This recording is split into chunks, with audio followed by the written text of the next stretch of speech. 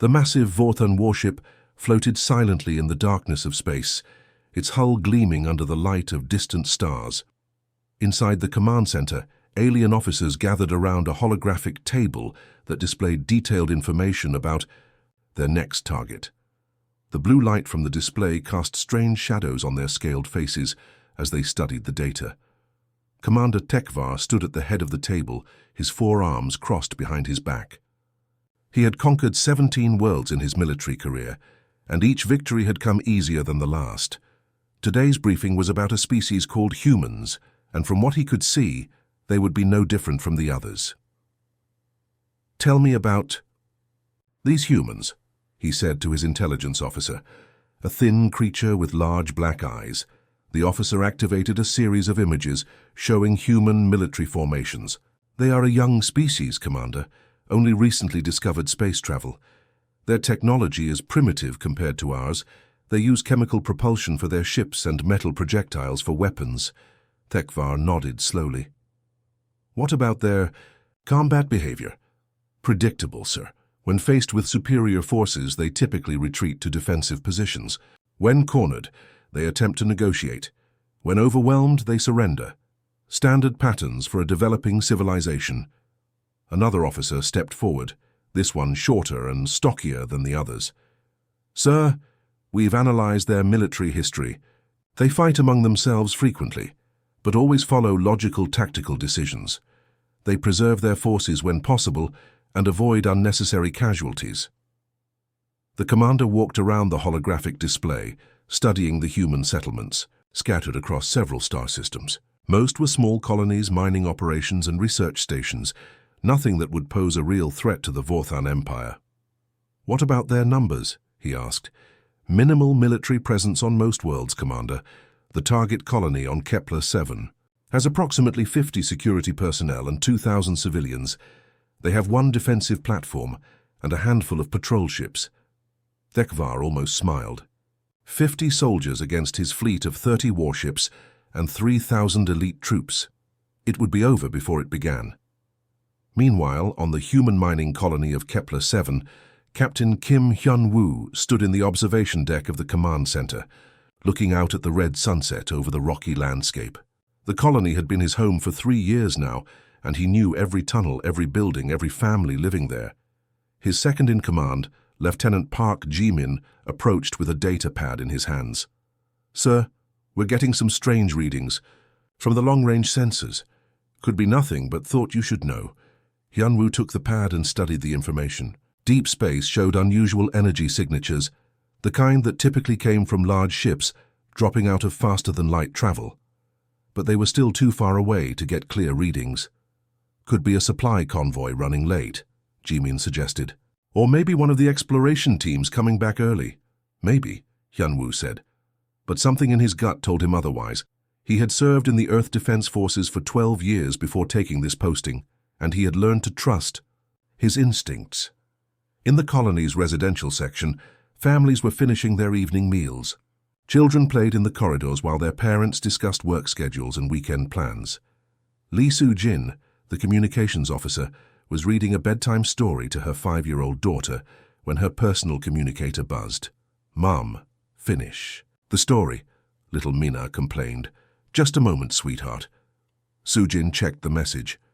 It was from Captain Hyun-woo, requesting all senior staff to report to the command center immediately. She kissed her daughter goodnight and handed the storybook to her husband. "Emergency meeting, I'll be back soon." But as she walked through the colony's main corridor toward the command center, she noticed other families going about their normal routines. Children laughing, couples holding hands, elderly residents playing chess in the common areas. None of them knew that 30 alien warships were closing in on their peaceful world. In the mining tunnels beneath the colony, the night shift continued their work. The Kepler-7 colony was built around a rich deposit of rare minerals needed for Earth's expanding space program. The tunnel stretched for kilometers in every direction, carved out over several years of careful excavation. Supervisor Choi Dae-sung supervised a crew of 20 miners as they worked a new shaft. The tunnels were like a second home to these people. They knew every passage, every shortcut, every dead end. The mining equipment was powerful enough to cut through solid rock, and the storage areas held enough industrial explosives to level a small mountain. Back in the command center, Captain Hyun-woo gathered his senior staff around the tactical display. The sensor readings were becoming clearer now, and what they showed made his blood run cold. 30 contacts, definitely ships, reported sensor operator Nam Tae-hyun. Configuration unknown, but they're big, really big. Communications officer Lee Soo-jin tried multiple frequencies, searching for any kind of identification signal. Nothing on standard channels, sir. They're not responding to hails. Hyun-woo stared at the display. 30 ships approaching a mining colony with minimal defenses. There was only one logical explanation, and it wasn't good news. How long until they reach our system? He asked. At current speed, approximately 18 hours, sir. 18 hours to prepare for the unknown. Captain Hyun-woo looked around at his small team of officers, then thought about the 2,000 civilians sleeping peacefully in their homes above. Whatever was coming their way, they would face it together. The morning alarm woke Captain Kim Hyun-woo from a restless sleep.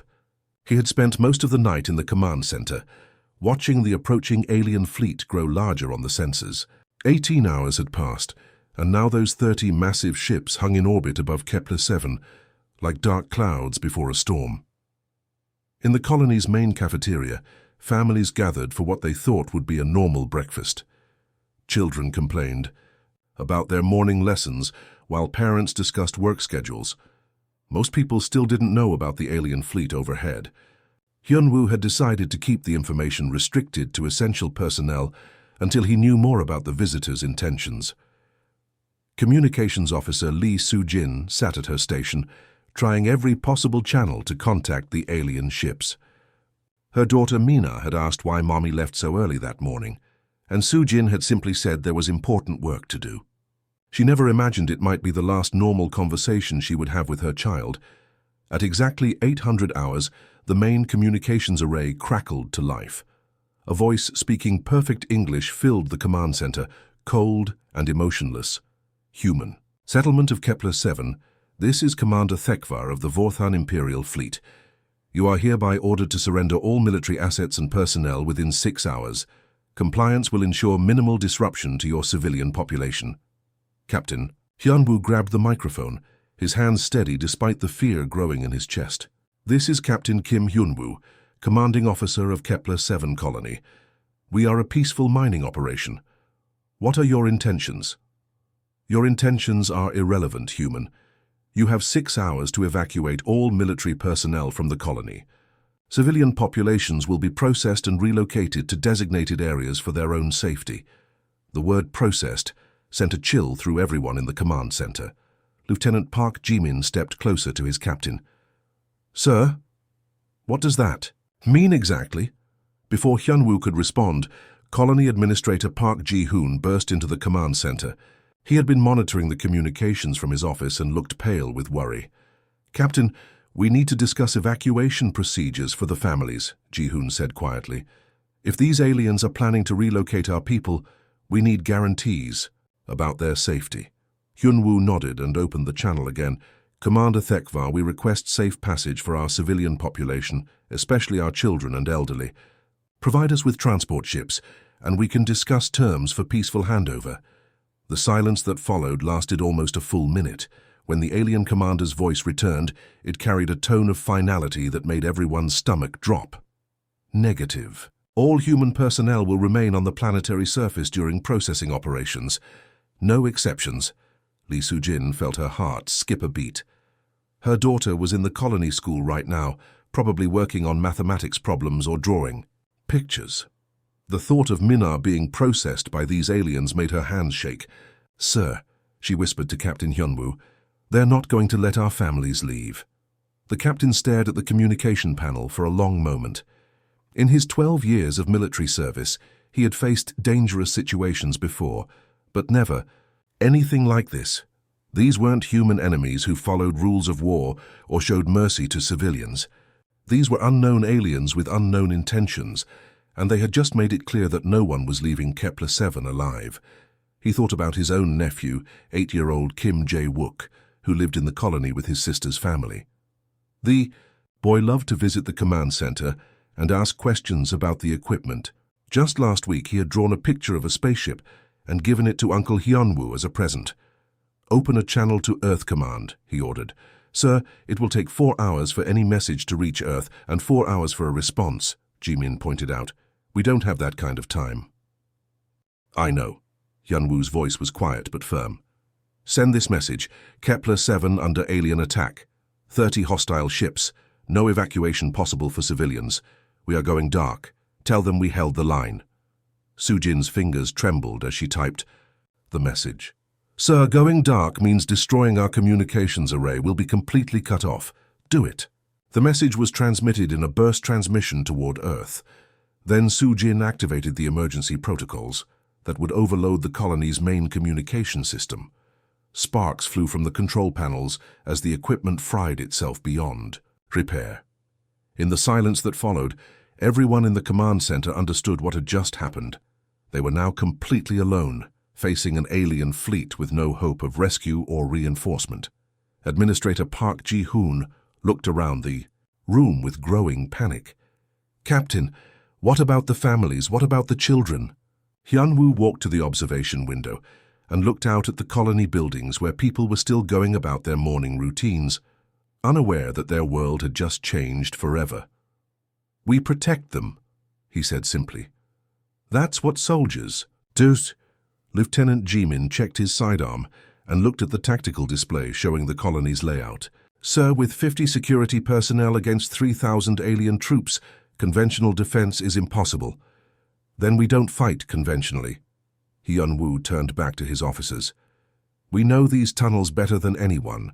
We know every passage, every storage room, every piece of equipment down there. If they want our colony, they're going to pay for every meter of it." Outside, the first alien dropships were beginning their descent from orbit, their hulls glowing red as they entered the atmosphere. The siege of Kepler-7 had begun. The first alien dropships landed with thunderous crashes that shook the entire colony. Captain Kim Hyunwoo watched from the command center as massive creatures in powered armor stepped out of their transports. They were at least 7 feet tall, with thick-scaled skin and 4 arms that carried weapons he had never seen before. "All personnel emergency evacuation to mining tunnels immediately," he announced over the colony's internal communication system. "This is not a drill. Families proceed to shelter points as practiced." But this wasn't like their emergency drills. Mothers grabbed their children and ran toward the tunnel entrances, while fathers helped elderly neighbors move as quickly as possible. The colony's teachers led groups of schoolchildren through the underground passageways they had explored during field trips, never imagining those same tunnels would become their hiding places. 8-year-old Kim Jae-wook held his mother's hand tightly as they descended into the mining complex. "Mom, where's Uncle Hyunwoo? Why are those big robots outside?" His mother, Lee Young-mi, didn't know how to explain that aliens had come to take them away. "Uncle is keeping us safe, sweetheart." "We need to be very quiet now." In the deepest section of the mines, Supervisor Choi Dae-sung was transforming his workplace into something completely different. The industrial plasma cutters used for mining rare metals could slice through alien armor just as easily as rock. The mining charges designed to break apart stone deposits would work perfectly as improvised explosives. "Careful with those detonators," he warned his crew. "Set them too sensitive and we'll bring the whole tunnel down on ourselves." Miner Jung Ho-seok, who had worked these tunnels for 5 years, knew every pipe and cable running through the underground complex. "We can use the ventilation system to move around without being seen. The main shafts are wide enough for the aliens, but these maintenance tunnels are too narrow for those big creatures." Above ground, the Vorthan soldiers moved methodically through the colony buildings. Lieutenant Graktos led his squad through the residential section, expecting to find hiding humans. Instead, they found empty rooms with breakfast still warm on tables and children's toys scattered on floors. "Command, the surface is clear of human presence," he reported through his communication device. "They appear to have retreated to the underground facilities." Commander Thekvar's voice crackled back with annoyance. "Locate the entrance points and secure them. This should be a simple extraction operation." But the mining tunnels of Kepler-7 were anything but simple. stretched for dozens of kilometers in every direction, with multiple levels and hundreds of branching passages. The humans had spent 3 years learning every inch of this underground maze. Sergeant Ominseo positioned her squad at the main tunnel entrance, where the aliens would naturally try to enter first. She had been a combat engineer before joining the colony security force, and she understood how to turn a defensive position into a killing ground. "Remember, we're not trying to win a fair fight," she told her people. "We're trying to make them pay the highest price possible for every step they take." The first group of Vorthan soldiers entered the tunnels with confidence. Their armor was designed to protect against energy weapons, and their night vision equipment could see clearly in complete darkness. What they didn't expect was the trap that Supervisor Choi had prepared. As the aliens reached the first junction, mining charges hidden in the tunnel walls exploded simultaneously. The blast brought down tons of rock, crushing 3 soldiers instantly, and trapping the rest behind a wall of debris. "Contact! Contact!" shouted the surviving Vorthan lieutenant. "The humans have prepared defensive positions. We have casualties." But this was only the beginning. As more alien squads entered the tunnels, they discovered that the humans had turned their mining equipment into weapons of war. Plasma cutters designed to slice through solid rock, cut through alien armor like it was paper. Industrial acid used to process minerals became chemical traps that burned through metal and flesh. Communications officer Lee Soo-jin had set up a mobile command post in the deepest part of the complex, where she could coordinate the defense while staying close to her daughter and the other children. The families huddled together in the safest areas, while the colony's security personnel fought desperately to keep the aliens from reaching them. "Tunnel 7 is sealed," reported Corporal Jang Subin over the radio. "We brought down the roof, but we lost 2 people in the process." "Understood," Captain Hyunwoo replied from his position near the central hub. "Fall back to Tunnel 9 and prepare the next ambush." The aliens had expected a quick operation against a handful of lightly armed security guards. Instead, they found themselves fighting in a nightmare maze, where every corner could hide an explosive trap, and every passage could become a death sentence. Miner Park Sung-ho used his intimate knowledge of the tunnel system to move behind enemy lines. He had spent years operating the massive drilling equipment, and now he turned those same machines into instruments of war. A single mining drill could punch through alien armor, and the hydraulic systems that moved tons of rock could crush an enemy soldier in seconds. As the hours passed, the human defenders began to understand something that filled them with cold determination. The aliens weren't just trying to capture the colony. They were trying to capture the people inside it, including the children. And that meant there would be no mercy, no negotiation, and no surrender. The mining tunnels of Kepler 7 had become a battlefield where ordinary people fought with the fury of parents protecting their children. Every miner, every technician, every administrator had become a soldier in a war they never asked for, but would fight to the bitter end. Commander Tekvar stood in the command center of his flagship, staring at casualty reports that made no sense. 3 days had passed since the operation began, and his forces had suffered losses that should have been impossible against such a primitive enemy. "Sir, we've lost another squad in Sector 5, reported his tactical officer, voice trembling slightly. "That brings our total casualties to over 40% of ground forces." Tekvar's forearms clenched into fists. In his military career spanning 2 decades, he had never encountered resistance like this. The humans weren't fighting like soldiers. They were fighting like something else entirely, something he couldn't understand. "I'm going down there myself," he declared. "Prepare my personal combat unit. If these humans want to hide in their holes like insects, I'll dig them out personally." Deep in the mining tunnels, Captain Kim Hyunwoo leaned against a tunnel wall, breathing heavily. Blood seeped through a makeshift bandage on his left arm where alien plasma fire had grazed him.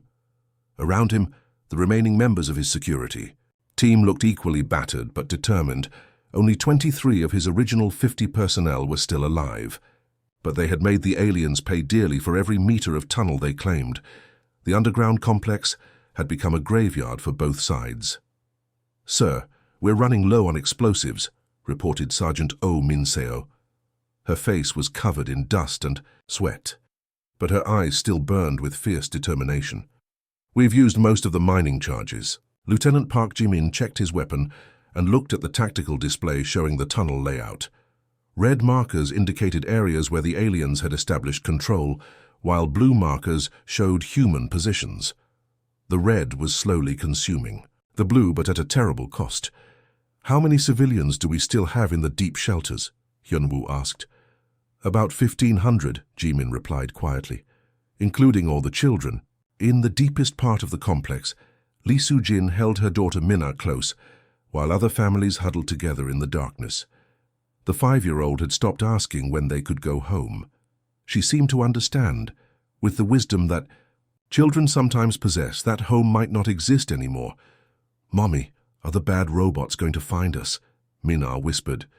Soo-jin stroked her daughter's hair and tried to keep her voice steady. "Uncle Hyunwoo and his friends are keeping us safe, sweetheart. Just like in the stories about brave knights protecting princesses." But Soo-jin knew the truth. The aliens were getting closer every hour. The sound of explosions and weapons fire grew louder as the battle moved deeper into the tunnels. Soon, there would be nowhere left to run. Commander LeftHFY led his elite squad through the captured sections of the mining complex. The tunnels were littered with debris from explosions and the bodies of both alien and human fighters. The air smelled of smoke, blood, and the acrid scent of burned metal. "The humans are making their final stand in the deepest level," his lieutenant reported. "Our scouts have located their remaining forces, approximately 20 fighters defending. The civilian shelters, 20? LeftHFY almost laughed. 20 humans against my entire remaining force?" But as they descended deeper into the tunnels, the commander began to understand why this simple operation had become so costly. The humans had turned their mining equipment into weapons that could destroy his most advanced armor. They had used their knowledge of the tunnels to create killing zones where his technological superiority meant nothing. More disturbing was their behavior. When cornered, most species would surrender or at least attempt to negotiate. These humans did neither. They fought with complete disregard for their own survival, as if death was preferable to capture. The final confrontation came in the central hub of the mining complex, where the deepest tunnels converged. Captain Hyunwoo stood with his last dozen fighters, their weapons trained on the tunnel entrance where the aliens would emerge. Behind them, the sounds of crying children echoed from the shelter areas. 1,500 innocent people who had never hurt anyone, who had come to this distant world seeking a better life for their families. Commander LeftHFY entered the chamber with his remaining troops, weapons ready. The human captain stood directly in front of him, wounded but unbroken. The alien commander was surprised to see no fear in the human's eyes, only a cold determination that made him uncomfortable. "Surrender, human," LeftHFY commanded. "Your position is hopeless. You cannot win." Captain Hyunwoo smiled through the blood on his face. "Win? Commander, I think you've misunderstood something fundamental about this situation. Your resistance is meaningless. We have orbital superiority. We have superior technology. We have superior numbers." Sergeant Oh Min Seo stepped from the shadows, her weapon aimed at the alien commander. "You trapped our children down here with us. That was your first mistake." LeftHFY felt something cold touch his spine. These humans weren't fighting to achieve military victory anymore. They weren't even fighting to survive. They were fighting for something he couldn't comprehend. "You want to know why we don't surrender?" Hyunwoo asked quietly. "Because surrender was never an option. Not when you refused to let our children leave. Not when you decided to process our families." The alien commander suddenly understood. By trapping the human civilians, by threatening their children, he had created an enemy that couldn't be defeated through conventional means. These humans weren't soldiers anymore. They were parents, and parents would die before letting harm come to their young. "You've made us something worse than desperate," Hyunwoo continued. "You've made us free. Free from the fear of consequences. Free from the hope of survival. And that makes us the most dangerous thing in the universe." LeftHFY realized with growing horror that he had made a critical tactical error. A desperate enemy might surrender. A hopeful enemy might negotiate. But an enemy with nothing left to lose would fight until every last one of them was dead, and they would take as many enemies with them as possible. The final battle in the depths of Kepler-7 lasted only 30 minutes, but those 30 minutes changed everything. Commander LeftHFY watched in horror as Captain Kim Hyun-woo and his remaining fighters fought with a ferocity that defied all logic and military training. When Sergeant Oh Min-seo detonated the last of their mining charges, bringing down half the tunnel system on both human and alien forces alike, LeftHFY finally understood what he was facing. These humans weren't trying to win anymore. They were trying to ensure that victory came at the highest possible price. The explosion sealed the civilian shelters permanently, trapping 1,500 innocent people in the deepest parts of the mine. But it also crushed most of LeftHFY's remaining ground forces. As dust and debris settled around him, the alien commander found himself buried under rocks, his communication equipment damaged, his elite troops dead or dying around him. In the darkness, he could hear the final sounds of human voices echoing through the damaged tunnels. Not screams of pain or cries for mercy, but something far more chilling. They were singing. Families trapped behind tons of rock and metal were singing lullabies to their children as oxygen slowly ran out in the sealed chambers. Captain Hyun-woo's voice came weakly through the debris, speaking into a damaged radio that probably reached no one. Earth Command, this is Kepler-7 final report. Colony is lost. Civilian population sealed in deep shelters. Enemy casualties estimated at 90%. We held the line. We held the line. Then silence.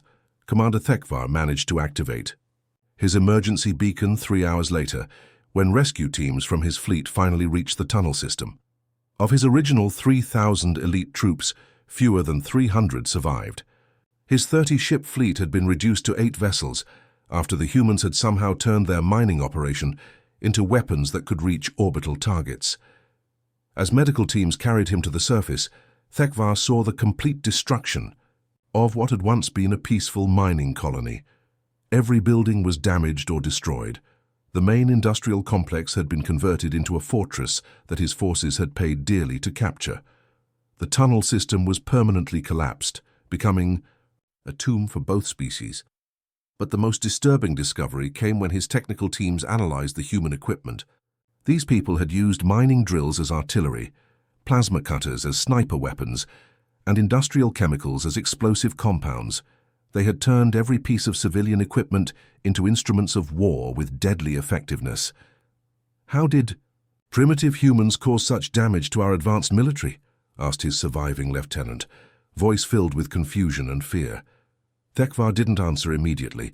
He was thinking about Captain Hyun-woo's final words, about the way those humans had fought once they realized their families couldn't escape. They hadn't been fighting like soldiers following military doctrine. They had been fighting like cornered animals protecting their young. 3 weeks later, rescue ships from Earth arrived to find only wreckage. The Vorthan fleet had already departed, carrying their wounded commander and the survivors of what should have been a simple occupation operation. The mining colony was completely destroyed, its tunnels sealed forever. Captain Lisa Park, commanding the Earth Rescue Fleet, stood in the ruins of the colony's command center. Her technical teams had recovered fragments of communication records and security footage that told the story of the final battle.